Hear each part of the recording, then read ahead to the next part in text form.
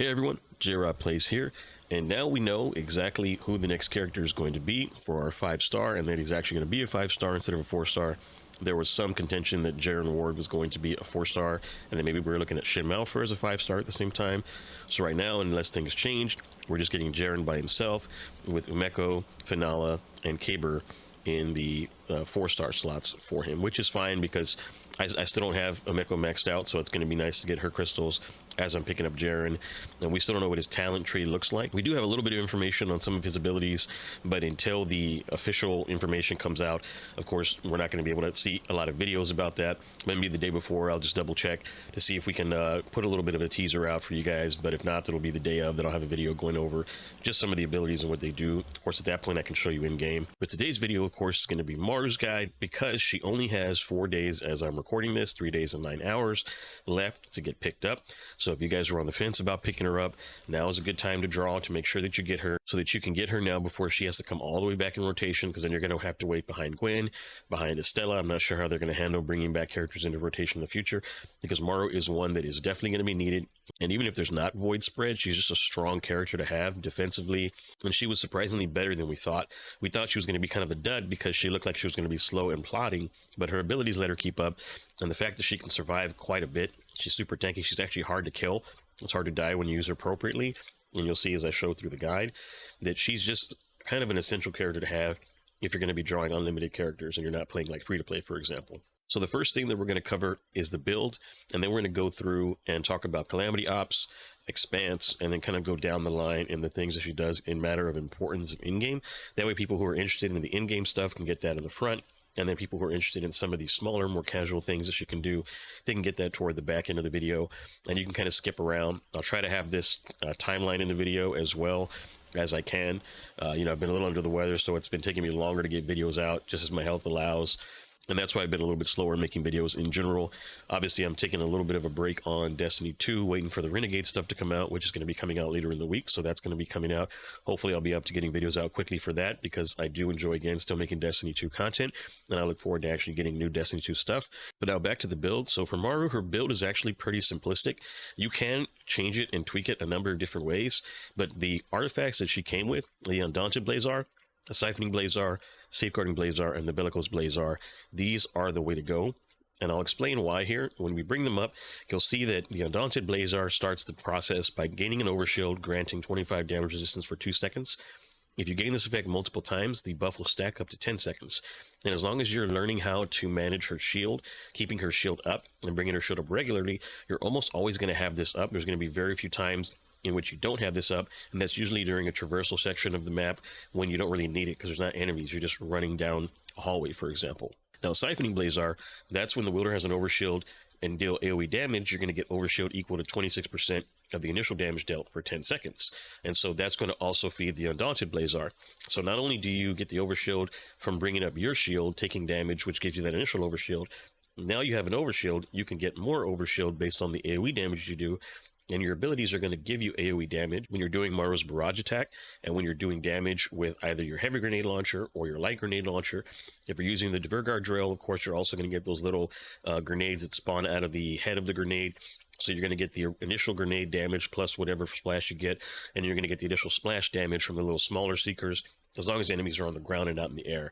In the air, it's pretty ineffective, but on the ground, it's very effective. Then Safeguarding Blazar, what that's going to do, that's going to increase the base max overshield by 30%, and you're going to get 40% damage while protected by an overshield. So that's the chain where I'm talking about. You're getting her abilities up, you're starting the gaining of your overshield and kind of that overshield chain to keep it up. And then while you have that overshield up, you're going to do more damage. So you start out by getting your overshield, and then you start using your abilities, and then you start doing everything that you need in order to get that done. It happens pretty fast. It's not something that you'll have to build up to over a long period of time. It's almost instantaneous once you get used to it. And then with the Bellicose Blazar, that's going to increase your AoE damage by 25%. Dealing AoE damage increases the wielder's movement speed by 15%. So that allows her to keep up with the group, because you're going to be constantly doing AoE damage as you're moving along, taking out packs of enemies, and that's going to help you keep up with the team. Now for her perks and basically the stats that you see here on the right side, those are going to be the important ones that are with the gold, but even some that are not gold are kind of important. So for example, weapon enhancement is silver, but I would still say that that's really strong. Don't overlook a weapon enhancement. If you get like a tier 8 or tier 9 in this, hold on to this. Defense boost is still great. Signature boost is, I would say, a preference over something like a super boost. I just happen to get this as part of my kit, and I kept it because the higher tier you get, the more power you get as you accumulate it. As you'll notice, like when I'm at tier 8, I'm getting plus 210 power just for being tier 8, on top of all the other stuff, on top of the artifact, on top of everything. And then if I go from tier 8 to tier 9, that's another 40 additional power on top of the 10 additional power that you normally get. So let's say I took this artifact from 2820 to 2830, I'll get that plus 10, but if in doing so, I'm able to finish out one of my tiers here, I'll get the next bump. So if I go here from tier 9 at plus 250 to tier 10, I'll get the 10 from getting to 2830, and then I'll get the 10 from getting to tier 10, which will give me plus 260 instead of plus 250. So keep in mind, if you're seeing power jumps that you're not knowing where they're coming from, that's where they're coming from. When you're getting these tier upgrades, that's going to be a way to do the additional bump in power that you're seeing people get at the top of the leaderboards, for example. So me, if I had to, I would probably trade out weapon enhancement on this roll in order to get the signature boost. But if I could trade out both signature boosts for weapon enhancement and then something else that's useful over here, I would. But since I can't, that's the play I would probably make, is if I had another crystal, I would probably come over here and swap this out and just pray to get signature boost and something useful on that. Now for this list over here on the left, you can get overshield bonus, which is great. Barrier bonus, I'm not sure if that actually works with the barrier, because the barrier comes down quite a bit, especially in Calamity Ops. Whenever you're doing something with barrage, the barrage will knock your barrier down rather quickly. I don't think barrier bonus does any big difference there. So you can do like a shield boost, health boost, you can do defense boost, that'll help keep you alive. Recovery boost helps get your health a little faster. So it's not super important. Right now I have shield boost for that. I have the elemental resistance, which is good for defense. So I'm not too upset with how things turned out with her rolls. I'm okay with the recovery boost, shield boost, elemental resistance. And again, it'd be nice to get that additional defense boost on my other one right now instead of the healing boost, because I really don't take advantage of the healing boost. If I could switch this out, I would. That would give me more power and also more utility out of these right here. Now, of course, you can have alternatives. You can swap this out for something like Explosive Shell. That'll give you some additional blast damage if you're wanting more offense. You don't have to do that. Again, you can swap this out for a number of different things that are going to give her additional defense. If you have better stats, you can do so as well. But in my opinion, again, the Blazars are the best. You know, these Ring of Abundance, yeah, it gives you more overshield, but do you really need it when you're always constantly getting overshield? At a certain point, you have too much overshields and it's just a waste. So I would stick with the Blazars exactly as they are.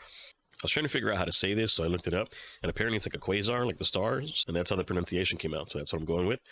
Now, from there, we've talked about the build. Let's go into the Calamity Ops. And so right now, the Calamity Ops that we're looking at is a really tight Calamity Ops. It's Fulminator. It's a short Calamity Ops. And I'll be covering both this week's Fulminator and last week's Nexus Core, I believe is what that strike is called. And they're both difficult strikes because they both have their own challenges. Nexus Core being a long strike with very little room for error when it comes to the middle execution, and you're having to be quick along some of the points.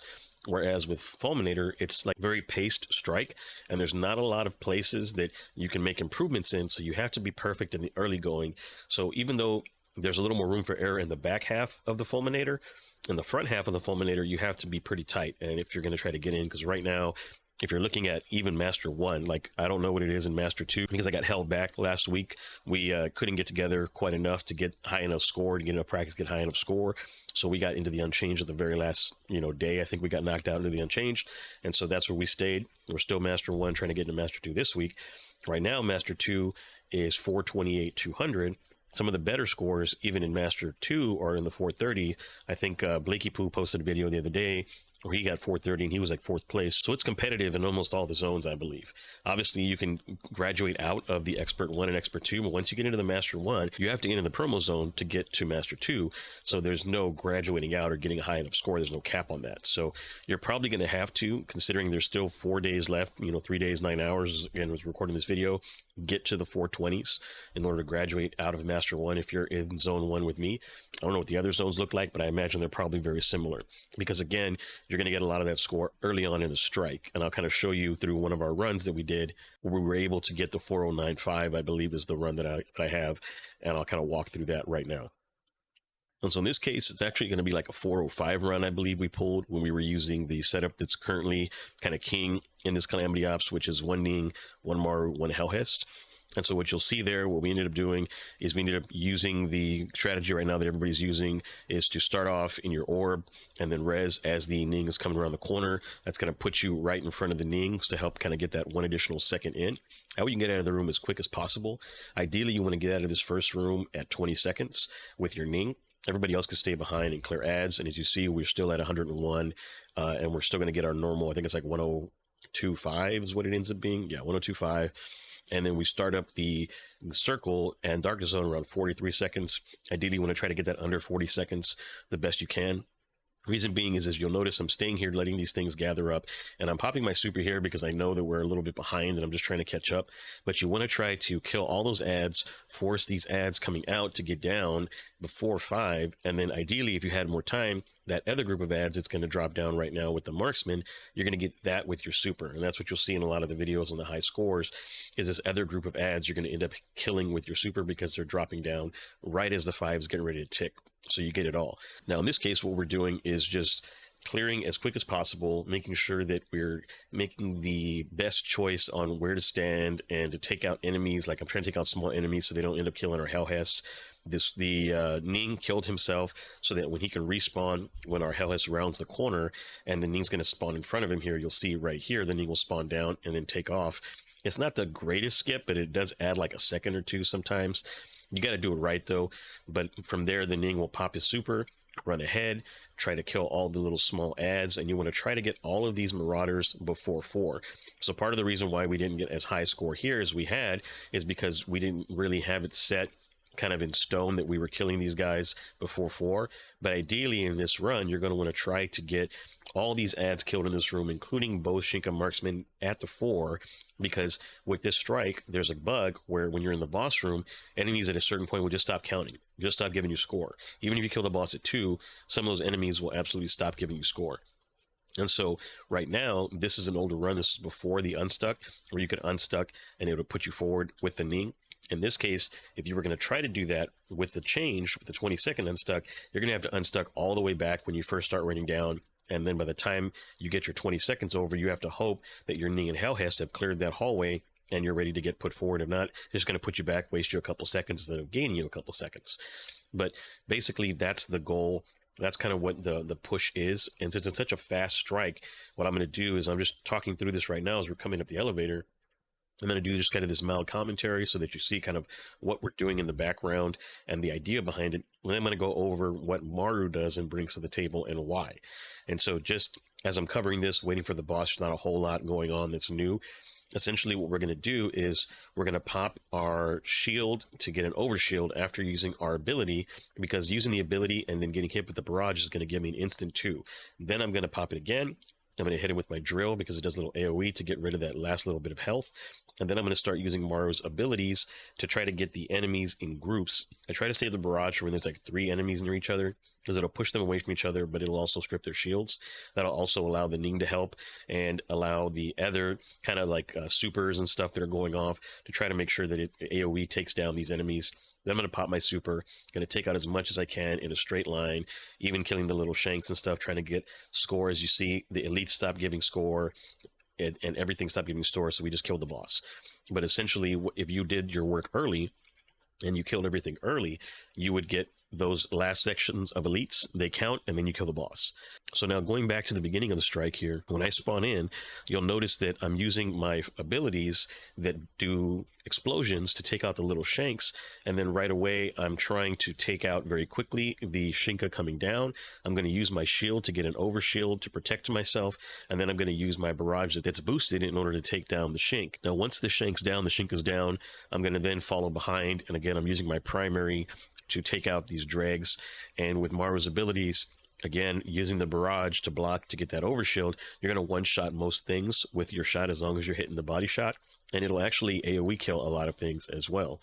When you have large groups like that you saw right now with the dregs, I was able to use my barrage attack in order to explode them all, and it tends to do that even if they have their shields sometimes. So as these little shanks come down here in a second, and I still have 2 barrages left, you're still going to see that I'm going to launch it against the wall, and it's going to be able to take all of them out. Even with the wretches, it's going to strip their shields. They're stronger enemies, but it still strips their shields, and it still makes it to where they're easy cleanup. But you see that barrage combo with the Javargar drill combo, one shot most except for one shank. And then on the Shinka over there, I was able to hit the Shinka with the primary, and the little Seekers come off and they do damage. So as long as you're kind of aware of what your kit does, it's going to give you a lot of flexibility, and it's something that a lot of people don't think about. You kind of just get instinctual about it, but that's the goal with Maru, is to kind of get used to where her abilities fit in, and you kind of be that puzzle piece. You're that connector unit. Even though that other units are kind of the flashy ones, like the Hellhest with her damage, and the Ning with his speed and his ability to kind of control the pace of a lot of the end game. The Maru is important because the Maru is kind of that rock. Like, the Maru is not going to die. The Maru is absolutely going to be able to put out some damage, especially with the right setup. As you see here, I've got the double void setup.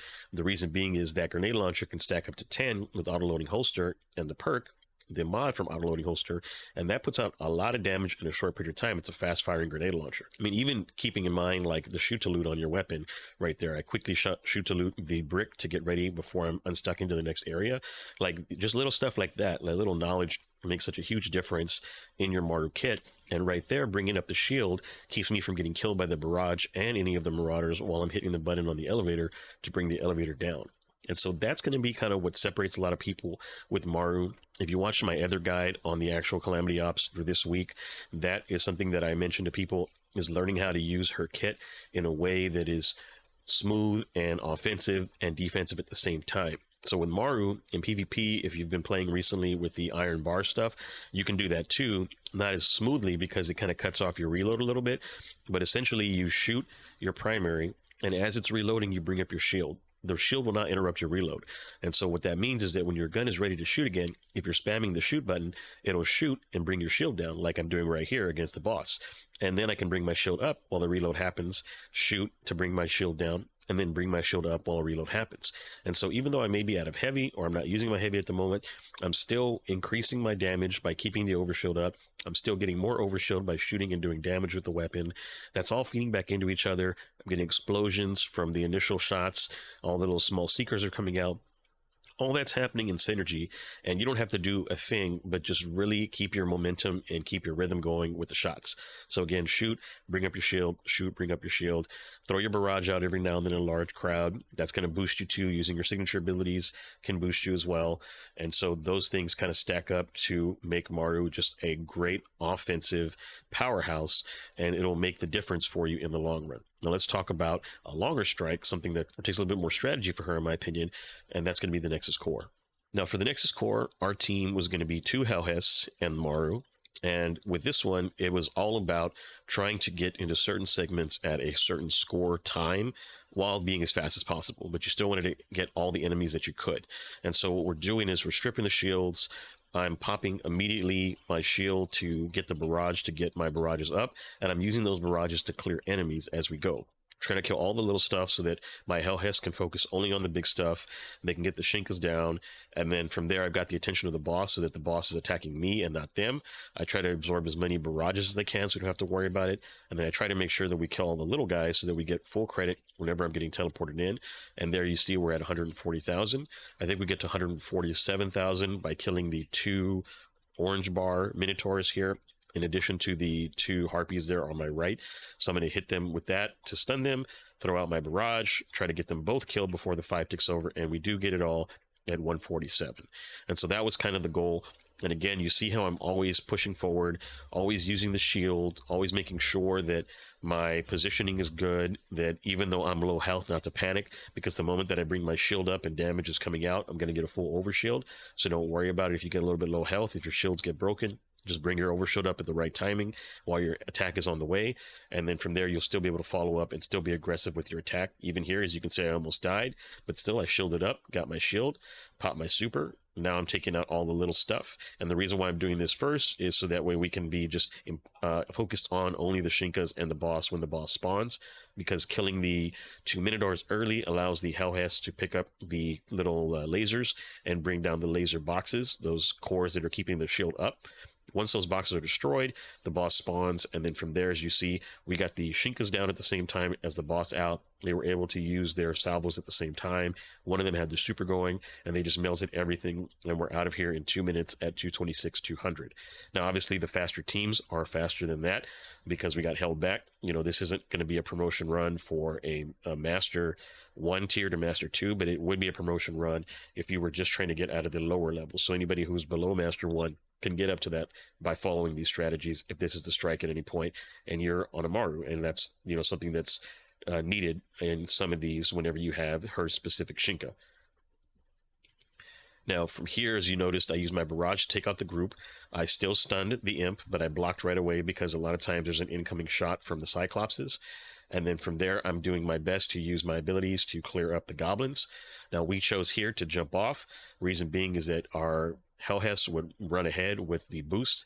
They were throwing their drones in front of them to give them speed boosts. Since we didn't have a wolf, we weren't running with a Ning, we were running the 2 Hellhests for the damage purposes to kill the boss in a certain period of time. That's the reason why we jumped off, so that we can respawn back here, pop up, and as you see, I immediately use my block to absorb the barrage. Even though it knocks my shield down, I can still bring it up shortly afterwards to block more, and then I can also use it to again shoot out my own barrage attack with that additional boosted power. So always keep mind of where your barrage is, always keep track of it, and just make sure that you're doing your best to balance having your shield up, absorbing that, using that damage to your benefit, and reflecting that back on the boss. Now that we've got that killed, we've got everything blown up, we're ready to take down the boss. We're just now kind of pacing ourselves, because if we do too much damage, the little drones will finish off the boss. Even if you kill your super early, the little baby drones kind of chip at the boss's health. So you want to make sure that that's not the case with your 2 Hellhests. Kind of move your stuff around. Just try to make sure that you're giving yourself an out. And I'm trying to get these killed, even though it's kind of risky with the laser going out. But I just want to make sure that I get these things killed, and I'm stepping out, and we get it all. And that at that point would have been a higher score to get us in the promotion zone, I think. But we would have still needed more because people were just getting faster and faster this every week. It's getting really competitive on the top end, especially with the merger of the servers. Now, Maru really does shine in the Expanse. Reason being is that she is, again, a character who can take advantage of any range for the most part because of her abilities, because of her weaponry, especially if you're using, again, the drill and you have it maxed out. It can really reach out and touch just about anything from any distance without too much damage fall off. And in certain cases with other characters like Wolf here, struggles a little bit because he has to come off at this point in stage 29 out of 30 that I have playing here. And you see that when stuff spawns in, normally I'm out there with Wolf and having to kind of wolf dash to get shields and stuff like that. In Maru's case, Maru just can sit, stand, take the damage, retributive strike with her own barrage, deliver with the super, and all of this is supposed to be like a mechanic that forces you to stop and waste time because you're coming off the point and you have to stay on the point in order to progress. You also have to kill the enemies in order to progress. And at certain points when enemies spawn, like that heavy Shink that was there, which was a Shinka, that will stop your progression if you don't kill it quickly. All of that can be handled very easily with the right build, again, with Maru, because you're taking that damage in, you're building up your damage, you're sending it back to them, you're able to pop super, get burst damage for things that are holding you up, and you don't have to leave at all.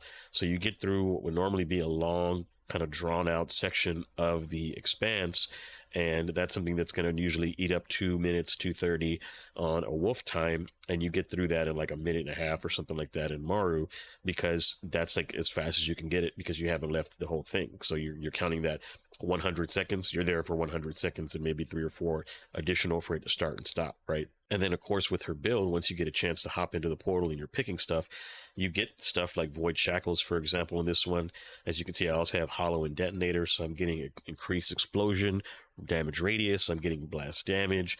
Like all that stuff is just going to make her stronger as she goes. And so not only is she already starting out strong and kind of this like unstoppable force, on top of everything, she's going to be more and more potent in her attacks, meaning that even though the bosses get stronger, or sometimes you'll have some boss that like slow you down with damage gates, like this paradoxical hammer boss that I'm on here in the footage. Those things are going to be easily chewed through when you have your abilities up. So as I block damage, I'm going to get that overshield, and I'm going to hit him with my barrage, and now I'm starting to hit him with heavy.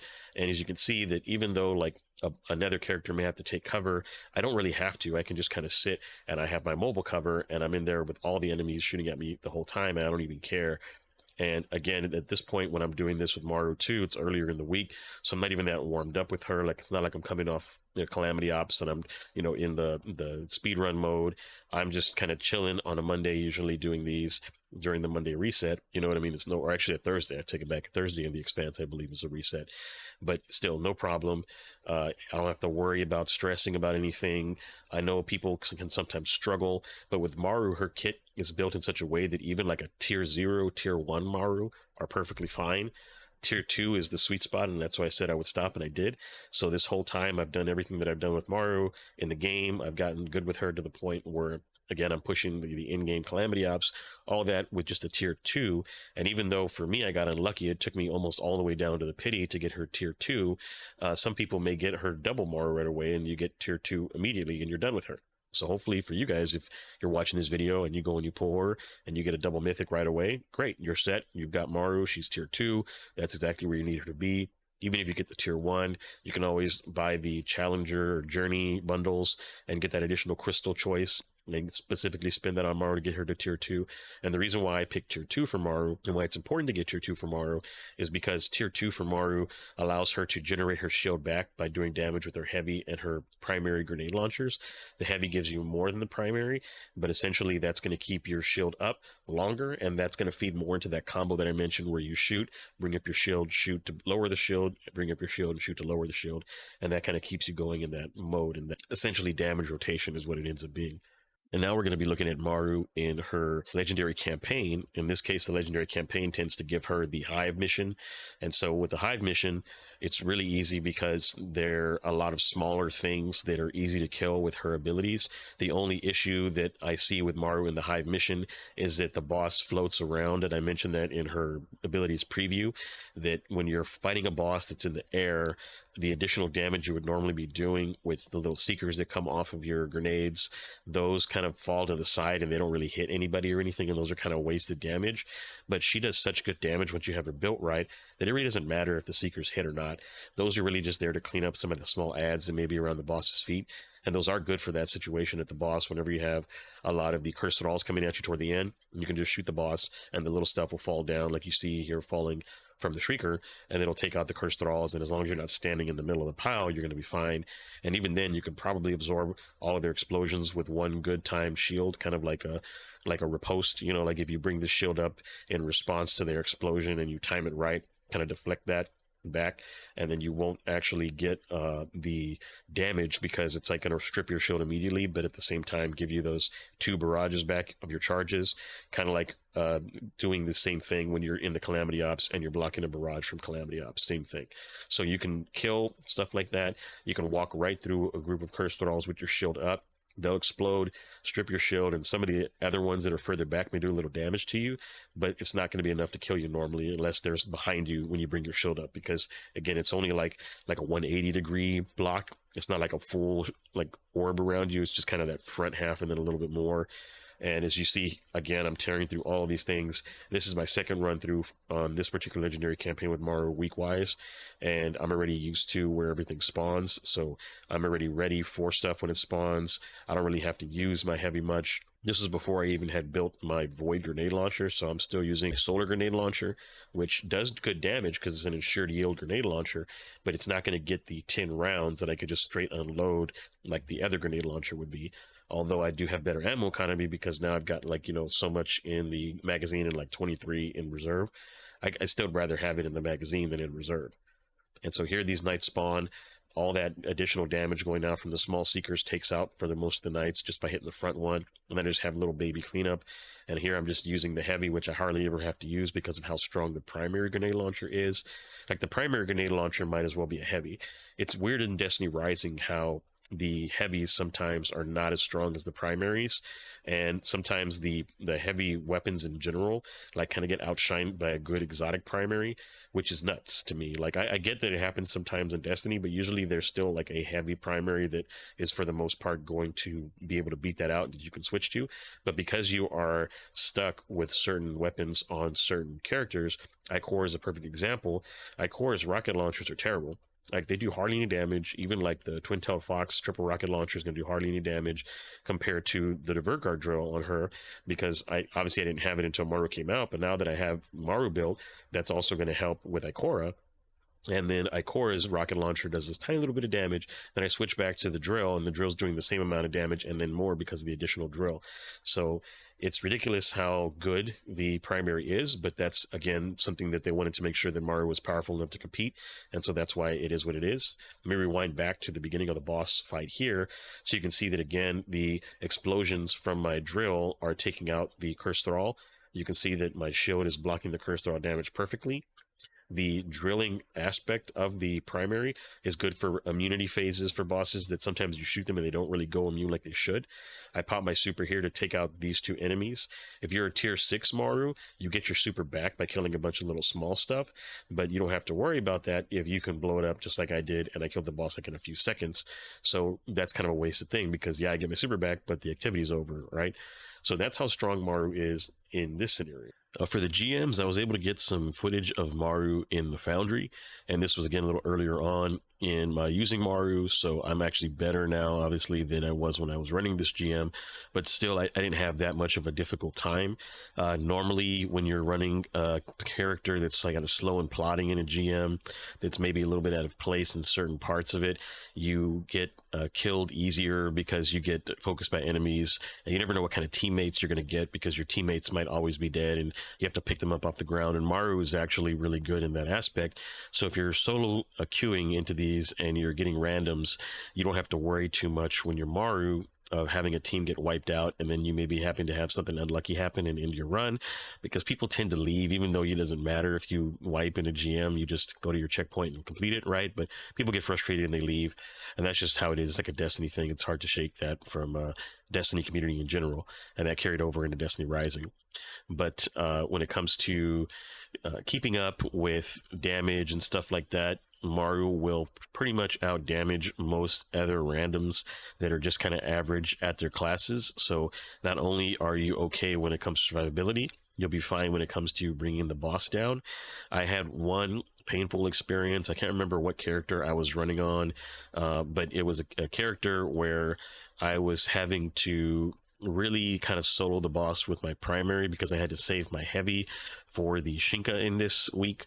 We had a Ning who just was doing like 0 damage, and he could not stun his champion with the Muhammad Yuri, which I don't know what was going on. I didn't have a chance to check his Muhammad Yuri to see if it was fully leveled up, because it may not have been. He may have just had like a really base one. But either way, I was really surprised to see a Ning in the party with a rapid fire Shinka and have him struggle to not get it down. And I had to go help him with whatever character was on. I'm pretty sure it wasn't this run with the Maru.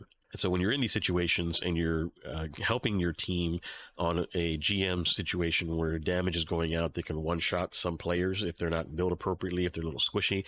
You can actually intercept a lot of damage with your Maru, and that helps you because you build your shields up like I'm doing here for my Estella, and then it also helps them so that they can just sit and put out damage without having to worry too hard about their health. When you have high damage characters coming out like these 2 Centurions, they can quickly take your health down. Like I think they can 2 or 3 shot you if they hit you roughly at the same time. It's good because you can then absorb those shots that would otherwise hurt your teammates and then fire back. Your super can chunk them down really well. And again, Maru is going to be able to use the solar heavy grenade launcher. So in this case, it was solar shields. So I wasn't even out of place there. I was able to handle pretty much everything on the strike by myself. This is one of the characters that I think is going to be strong for somebody who likes to solo these things. I don't know why you would in this game. These strikes are so quick for the most part on their own, and there's really no need for you to solo them like sometimes you would have to do in Destiny when you're just rather not deal with somebody, burning up all your reses or something. That's usually not going to happen for the most part in Destiny Rising, but it has. It happened actually quite a bit in the new Blitz stuff, where we were having people dying in the Blitz, where you have the eye in the center of the room and there's poison everywhere, and the eye kind of tracks people, and the little exploder shanks would come down. Like we had like 2 or 3 people who just could not stay alive, and when it came time for the boss, it took forever to kill the boss because we had only 2 or 3 people up, and we're here trying to 2 and 3 man a 6-man boss because people just couldn't live in the normal rooms, which was blowing my mind. But again, That's just how it is. There's always a range of players, and you know, this is a casual Destiny game in the end. Yeah, I know there's a lot of difficulty ramp up in the high end, but this is basically the high end of the casual, right? GMs is the penultimate casual activity because it's designed for casuals to come in and get their gear, they get their metastable cores. People are going to complain about it, yes, that are on the high end because they're like, why do I have to play with these casuals? But if you're good enough at the game, you should be able to solo it anyway. So it doesn't matter. Let them die, pick them up when it's time. I think a lot of times players get so engrossed in getting the res instead of playing the objective. If somebody gets themselves killed like once, go pick them up, right? But if they get themselves killed again a few seconds later, just leave them on the ground for a little bit. Yes, they're going to spam help. Yes, they're going to complain, but at least they're not going to eat up your reses. You can clear whatever objective that you're on, and then once there's like a safe spot, there's not a lot of damage going out. It's not something that's going to kill them right away again. Just pick them back up and then let them do whatever they were doing in the meantime, right? So that's the way I would handle that. And Maru is perfect for that. So for somebody who struggles to get these GMs done, if you are the Maru, you're kind of the backbone of your team. You will not fail as long as you play well, and you basically can't die as long as you play well. So that's another strength for Maru for casual players, is that she's a very, very difficult character to lose with. And if you find that you're failing a lot and you're feeling like you're wasting time because you're not completing these objectives, then just use your energy only on your Maru, right? Like, don't worry about any of your other classes. If Maru is one of the classes that you can spend your energy on for the GM, use that with the Maru. And that's pretty much it as far as the casual activities go, because Maru is very similar in everything else.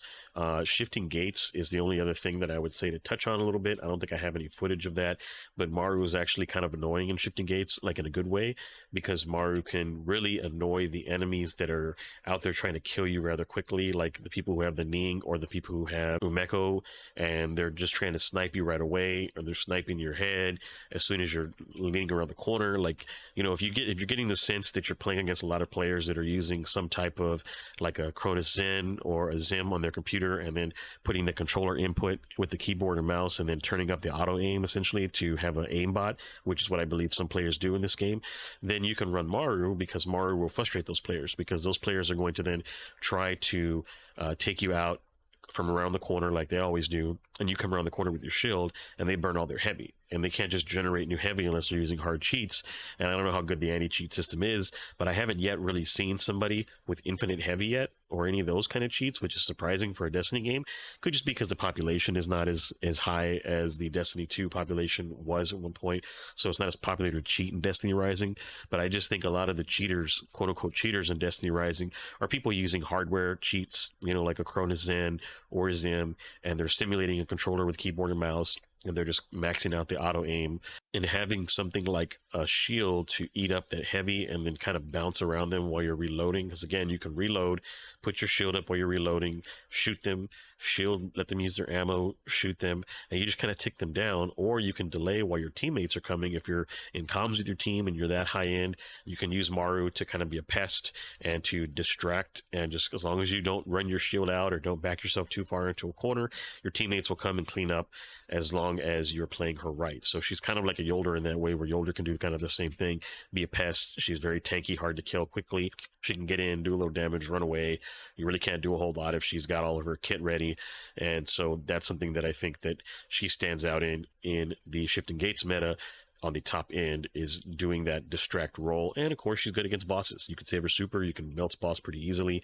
It's not really useful against Guardians. The super apparently doesn't track very well. I was doing an iron bar earlier, and I was doing the tag team one, and I got Maru, and I hadn't used her super in PvP in forever, you know, because I don't really use her in Shifting Gates as much, because I'm still trying to get through my Ikora and my Yolder Shifting Gates that are required for their lore.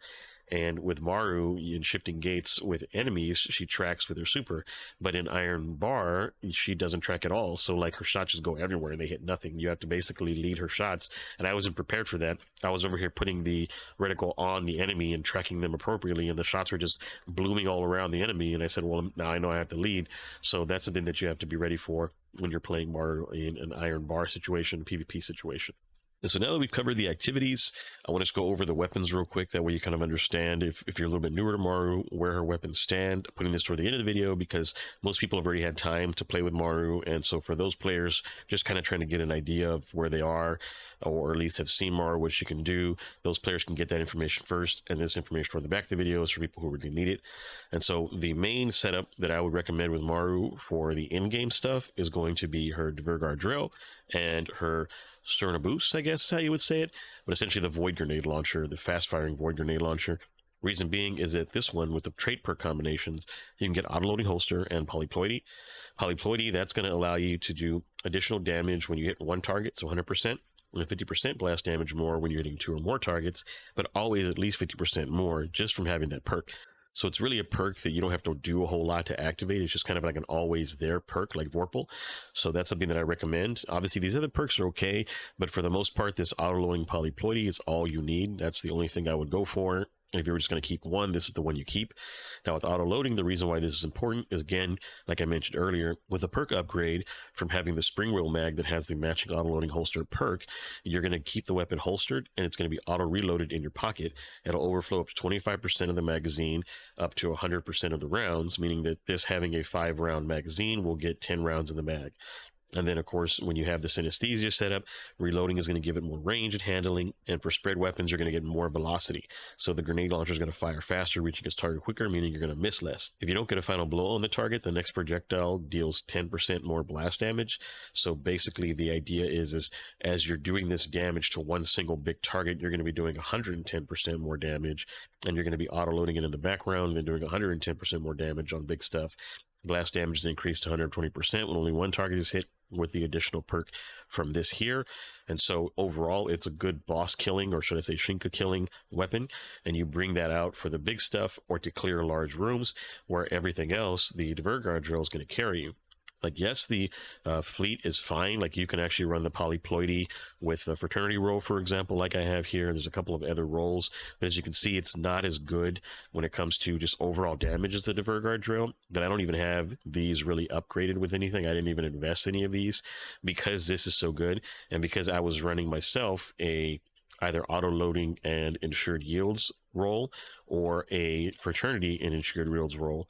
Probably the better one would be the fraternity ensured yields, just because you get that additional damage, and the ensured yields requires you to do a reload anyways, and the auto loading is kind of counter to that.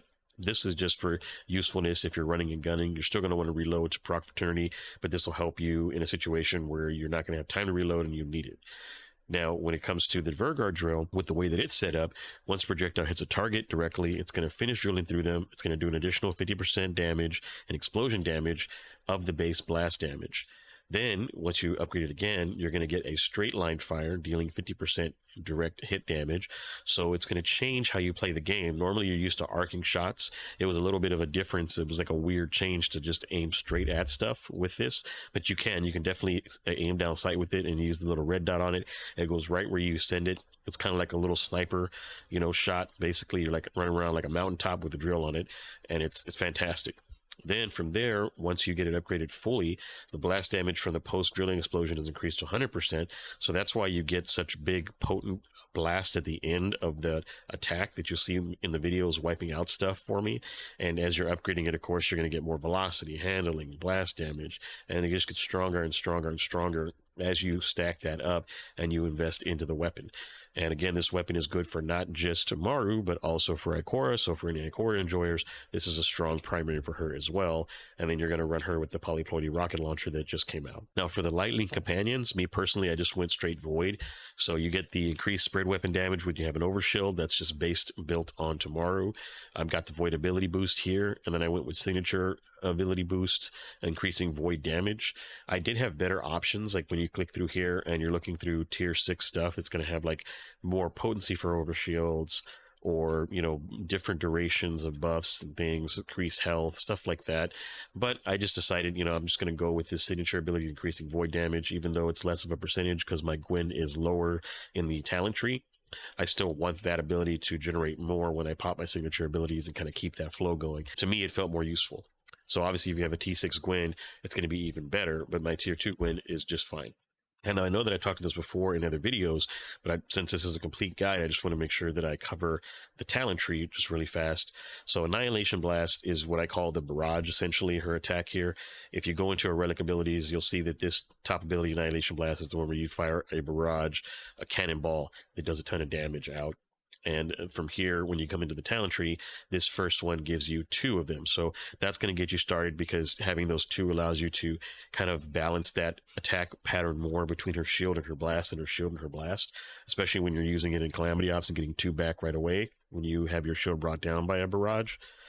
From here, when you land direct weapon hits, and with the concussion ability, you get Abyss Engulf, which is the shield charged up, 5% with a normal grenade launcher, 10% with a heavy. When a single shot hits multiple direct hits, it can provide up to 10% as well. So really, even your primary will give you 10% if you're hitting groups. Now, if you're going higher into her, if you're really investing, when resonance is higher, the number of smaller shells ejected will get bigger, so you can clear out enemies more in a bigger radius, but I don't seem to need that at tier 2. The blight volley damage can be increased up to 100% when resonance is full, meaning your super is going to do more. Annihilation Blast deals another 20% damage, which, again, I don't know why you would need it. It's good for bosses and stuff, I guess, but for the most part, one a normal Annihilation Blast with this normal charge takes them out just fine.